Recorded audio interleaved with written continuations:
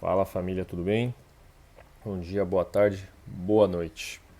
O vídeo de hoje tem a inspiração dos comentários dos seguidores, o Robson RBS Brito, que ele comentou o seguinte: estimado, por gentileza, puder fazer vídeos escrevendo o desconto da Segurança Social, sabe? As empresas que participam dos processos seletivos deixaram claro que o valor líquido a receber, se com recibos verdes precisa pagar, contador, ou a empresa disponibiliza esse serviço, ou seja, é líquido mesmo ou tem algo a mais. Ele também comentou para falar um pouco das tecnologias que eu estou lidando e da complexidade do ambiente português. Então, beleza, Robson. Eu pesquisei, fui atrás e entender também a questão do desconto da segurança social. O cálculo das contribuições de um trabalhador por conta de outro é de 11% do valor da remuneração líquida. Então, o desconto da segurança social é 11% do valor líquido que você recebe. Então, vamos pegar um exemplo aqui que eu acabei de ver. Se você recebe R$ 1.353,72 líquidos, o seu desconto vai ser R$ 137,50. Que é isso aí, eu estou vendo aqui no meu contra-cheque, aqui no meu recibo de vencimento, é exatamente isso aí mesmo, tá? E eu tive de desconto de segurança social no último mês. Então, 137,50, 11% do valor líquido. Fonte economista.pt. Então, podemos dizer que o valor descontado todos os meses da Segurança Social, para você ter noção, é só você multiplicar o seu salário vezes 11% e você vai saber quanto que vai ser descontado a Segurança Social, tá? Fora isso, vale dizer que os descontos também tem IRS e se você tiver um seguro de capitalização, se você tiver outro subsídio também, pode ser que tenha entrado esse desconto, tá? Recibos verdes eu sei que tem um IVA. E agora o próximo tema, né? Se com recibos verdes precisa pagar contador. Eu conversei com alguns colegas que trabalharam com recibos verdes e que hoje também ainda estão trabalhando com recibos verdes. E a resposta que eu tive é que a empresa disponibiliza um contador, dá para você fazer por conta mesmo, só que se você quiser realmente, isso, né, equivale a tempo e tempo é dinheiro, então muitos dos meus colegas, o que eles fazem? Pagam um contador à parte para fazer o cálculo do IVA, quando tem que fazer a declaração do IRS anualmente, eles pagam um contador para estar fazendo todo esse trabalho para fazer a declaração do IRS, que é equivalente à nossa declaração de imposto de renda, já que a empresa sim disponibiliza o contador, só que o contador não é alocado para cada consultor, não é uma equipe de contadores que nunca vai dar conta de tantos consultores que a consultoria tem. Então, eles trabalham mais de forma genérica com todos os funcionários, só que, né, eles vão ficar 100% dando atenção para você. Então, muitas vezes os consultores preferem pagar um contador à parte para ajudar nessa questão dos impostos, de declarações, do IVA. Então, tem sim um gasto a mais que o profissional de recibos verdes vai ter que arcar. Fale um pouco das tecnologias que está lidando. Então, hoje, no projeto que estou, eu trabalho 100% com desenvolvimento de aplicativos. Então, como analista de qualidade, os meus testes são 100% focados em mobile, em desenvolvimento de apps. São apps nativos, não é web app. Então, estamos realmente desenvolvendo ali, eu faço o teste pegando o APK que o dev lança para mim via Firebase, instalando nos dispositivos fixos, no caso Firebase é no Android.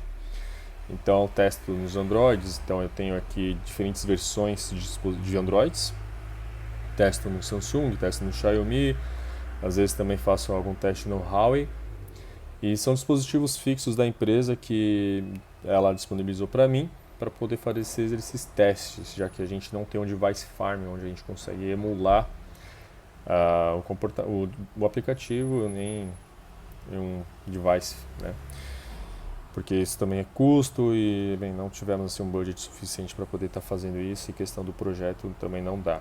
Para iOS, eu uso o Test Flight para fazer a atualização, upgrade, ou instalar a versão mais atual e recente que o Dev disponibiliza para mim, via Test Flight. Então, desenvolvimento Android, os devs utilizam Android Studio com Kotlin, e algumas vezes Java. E o iOS é Swift, utilizando ali o terminal Xcode no Mac deles. Os desenvolvedores do Android não tem um Mac, tá? Bem ruim. De testes eu faço os testes de API também, os testes de contrato, utilizando Swagger, utilizando Postman, fazendo algumas automaçõezinhas ali de token ou só validando o retorno das APIs, se está retornando 200, se está retornando 511, se está retornando 400. Se está retornando 400, por que está retornando, o que está acontecendo, está retornando 500, tá, o server está down, vamos entrar em contato com a equipe de infra. De gerenciamento de casos de teste eu utilizo o X-Ray, de projetos PO e a equipe toda utilizamos o Jira, documentação Confluence, mas muitas vezes a gente ainda vai até o Drive, vai até um Office 365 para estar tentando disseminar a documentação com outros stakeholders do projeto, no caso até alguns consultores que ainda não têm acesso aos ambientes internos da empresa, como é um banco, né? Tem muita questão de compliance, então a gente utiliza assim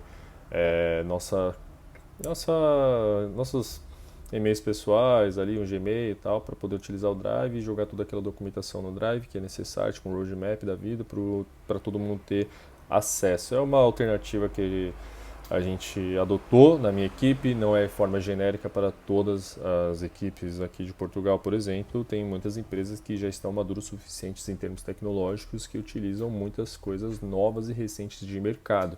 Na questão da minha empresa, são muitas coisas ainda que você pode encontrar jurássicas, cara, pitorescas. Tipo, tem equipes que disponibilizam código via arquivo FTP para poder estar um fazendo merge com o código do outro, já que não tem um Git. Pipeline, a gente utiliza o Azure DevOps, não temos um CI/CD, nem eu tenho acesso ao CI/CD para poder estar gerando alguma versão para mim. Tem o Crashlytics para a questão de crash, coletar os logs dos dispositivos. E o Firebase, né, que eu consigo aí lançar algumas APKs para mim quando eu não consigo via Web Tester no Android, né. Agora, a questão do iOS ainda tem muita questão de estudar e entender um pouco mais a fundo.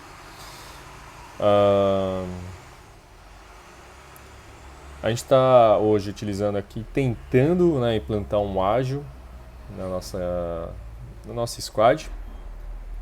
Tem bastante resistência sim, questão da empresa, questão dos membros em si, que ainda estão saindo do waterfall para migrar para essa questão do agile. A gente tem que sempre colocar limites, impedindo os devs ou os tech leads de darem tarefas fora do sprint backlog para dentro da sprint. Muitas vezes a gente tem que levar isso para reto, tem que justificar por que não pode ser feito isso. A gente às vezes na sexta-feira, a última sexta-feira antes da sprint, quando tem sprint retro, né, a gente leva ali, tá começando a falar, não é para estar desenvolvendo nada agora porque acabou a sprint, né? Acabou, não tem que desenvolver, não tem que entregar nada, não tem que pegar da próxima sprint para estar entregando agora, não tem sentido. Tudo que tem que ser desenvolvido tem que ser a tempo de sprint para poder estar movimentando o nosso burnout, para ter as horas de burning e tá alocando o capacity suficiente necessário para entender toda a velocidade do time. E isso, para a mentalidade aqui, pelo menos dos portugueses que trabalham comigo, é difícil. Eles começam a pegar as tarefas fora da sprint ou criam tarefa durante a sprint. Então, é toda uma questão de empírica, né? De aprender, de ensinar, de conversar, e muitas vezes você tem que ser enfático e coletar os dados, argumentos, falar não é para fazer, por causa disso, disso, aquilo. A gente está tentando assim implementar um ágil para ser mais performático, para entender a eficiência do time, para ser de fato eficiente, né? E a equipe tem que ser multifuncional, ela tem que trabalhar de forma cross, então eu sou um QA, eu posso estar ali tendo acesso à parte do código também, se quiser ajudar nas integrações, nos testes unitários, mas isso é uma questão cultural, é questão da empresa em si que eu trabalho, e então assim, não dá para generalizar, mas a empresa que eu trabalho, muitas vezes essa questão de resistência à mudança, e toda mudança, né, cara, tem a sua dor.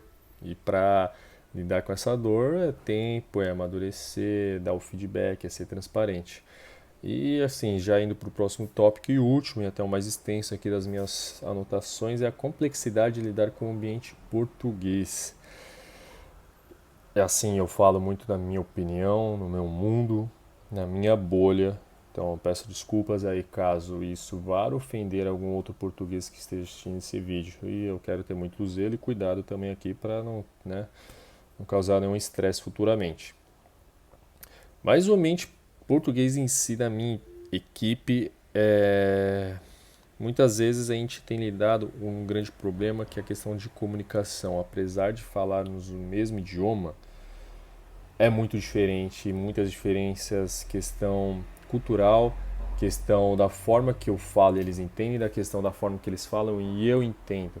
Eu falo uma coisa, eles podem estar entendendo, interpretando outra forma, porque às vezes eu não falei exatamente aquilo que eles precisavam escutar e eles também não falavam exatamente aquilo que eu precisava escutar ou tinha que ser transmitida. Que a transmissão de pensamentos é feita via oral, então muitas vezes a gente não fala tudo ou fala por meias palavras e muitas vezes o brasileiro entende. O português já não, você tem que ser prolixo, você tem que ser complexo, tem que viajar um pouco, colocar mais detalhes, dar a volta no mundo inteiro para poder falar de fato o que tem que ser feito. Assim, quando eles falam também, você percebe que eles são bem prolixos, eles falam muito, muito mesmo. Questão de entrevistas com RH, eles vão falar muito de algumas questões que você fez parecendo que era uma questão simples, mas eles começam a falar tudo de novo, de que você já ouviu durante a entrevista e já não precisava ser dito novamente, mas eles acabam falando. E isso não só no meio profissional, mas muitas vezes algumas questões serviços que você for enfrentar e às vezes você faz uma pergunta para você parecer simples, para mim no caso, né? Mas só que a resposta que eu tava esperando não é tão simples quanto parece. Eles acabam falando tudo de um jeito, aí você tem que ir lá no que eles falaram, assim, tipo, só pegar só aquele trechinho aqui que faz sentido para você. Tipo, quando você precisa um código que você precisa na internet, aí tem um código gigante ali, você vai achar só aquela funçãozinha assim que você precisa, sabe? Então, muitas vezes a comunicação aqui é meio que feita dessa forma. E assim, eu não interrompo eles, eu deixo eles falarem, ou às vezes eles me interrompem também quando eu tô falando, e quando eles me interrompem quando eu tô falando, eu vou interromper eles quando eles estão falando também. Então muitas vezes, pronto, isso aqui que eu quero, não é isso que eu quis dizer, o que eu quis dizer é isso, e aí assim, tipo, tá, então o que eu quis dizer, isso aqui. É cansativo, requer um pouco de energia, um pouco de muita paciência para isso também. E assim, e a questão de melhorar essa comunicação, então o que eu estava dizendo, né? A comunicação portuguesa ela é imperativa, ou seja, eles são muito diretos, muito do sentido do verbalmente falando, né, o modo imperativo, né? E o português é um pouco subjetivo. O brasileiro é subjetivo, né? Ele fala assim, mas ele não dá uma ordem direta, uma ordem expressa. O português já dá uma ordem expressa. O brasileiro é meio que alguma sugestão. Isso ocasiona choques, né, em conflitos que ou até má interpretações de um lado quanto do outro. E, com a minha equipe, né, o que a gente teve que fazer de forma a contornar isso e lidar com esse problema de comunicação, chegou um ponto que estava realmente impossível, né? E a gente precisou sentar e conversar. Então, fomos profissionais suficientes e entenderam o lado do outro. Que esse é o mais importante. Ó, você brasileiro é assim, eu português sou assim. Tem essa questão de choque cultural, eu estou tentando aprender com você e você está tentando aprender comigo. Vamos juntos aprender, vamos um melhorar com o outro, né? Vejo que a gente está tendo muitos conflitos por horas, algumas vezes um acaba ali se estressando com o outro sem ter essa necessidade de estressar, afinal estamos aqui para trabalhar e sermos profissionais. Muitas vezes você vai ter que engolir sapos, muitas vezes você vai ter que ter paciência e esperar fundo, mas somos maduros o suficiente para contornar esses problemas, conversar, entender que toda mudança tem uma dor e aí vai ter que calejar essa mudança aí até se adaptar, conversar e, cara, sempre é alguma coisa empírica. Então, se você errou ali, na próxima você já sabe onde que você errou e como é que você pode contornar aquele erro. Então, tipo, você já sabe que errou naquele sentido de como falar. Então, você fala de uma outra forma. Você comunica aquilo de outra forma. Então, assim, e é questão de conversar, tá? E assim, a complexidade também de lidar com essa questão dos portugueses também é que eu vejo que o profissional brasileiro, ele muitas vezes busca alternativas para poder lidar com algumas situações, e então eu entendo que o profissional brasileiro é muito versátil, enquanto o profissional europeu, muitas vezes ele, se tem alguma tarefa que foge um pouco da alçada de atuação dele, ele para, né? Ele levanta a mão e fala: isso aqui não é comigo, vou passar para outra pessoa. João, trabalha com isso, não é meu. Então, não tem o que fazer. E isso é cultural, isso é profissional e, cara, as maneiras diferentes com que cada um trabalha.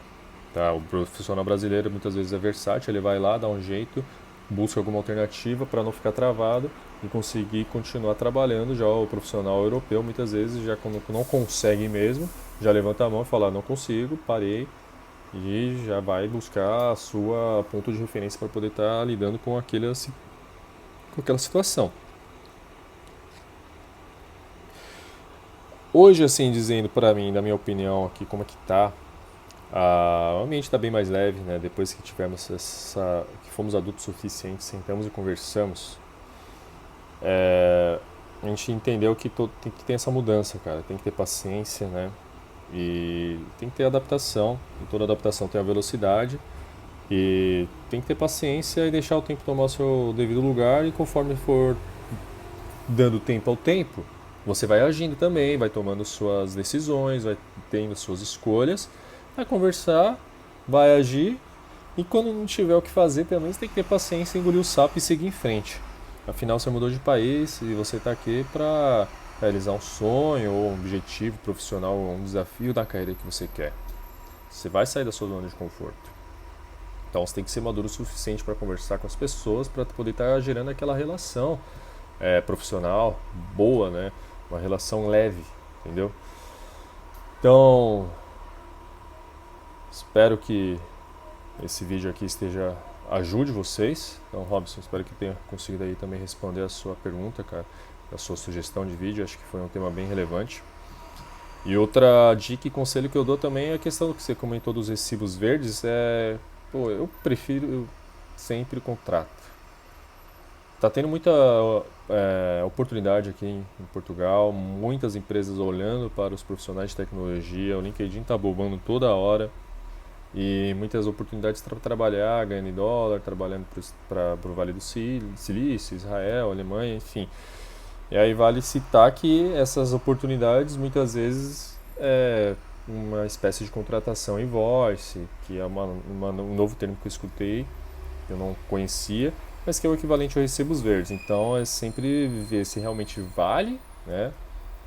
Questão salarial principalmente, ou se não, você quer alguma coisa segura e não ter trabalho para pagar um contador depois, aí no contrato, sem termos mesmo, já tem a noção de que vai ser alguma coisa um pouco mais difícil para chegar no valor de salário que você quer. Bem, dito isso, gente, espero que todos estejam bem. Gostei bastante dessa interação aqui no último vídeo, recebi muitos comentários bons. Esse do Robson aqui me ajudou bastante para ter essa ideia, então, e saber que eu realmente estou conseguindo ajudar vocês de alguma forma, tá? Pode ser que algumas vezes eu tenha aqui expressado uma opinião pessoal muito forte e dado alguns argumentos muito baseados na minha vivência. Então, se de alguma forma isso for mal interpretado, deixa no comentário aqui, vamos sempre melhorar. Vamos deixar esse clima leve aqui, eu consigo fazer vídeos aqui para ajudar vocês. Beleza, pessoal? Acho que, dito isso aqui, bastante isso, então. E trabalhar aqui para poder estar trazendo mais ideias e de vídeos interessantes que possam realmente ajudar vocês, tá? Dia 2 de agosto eu estou indo lá no CEF para poder estar fazendo a minha autorização de residência. E aí eu preciso também então vir aqui já, depois do CEF, para mostrar para vocês como é que é, o que vai acontecer. Já falei com a advogada, como é que vai ser tudo o processo no CEF em si. Então eu sei que é um tema também bastante interesse de vocês. Falou, gente, grande abraço e até a próxima.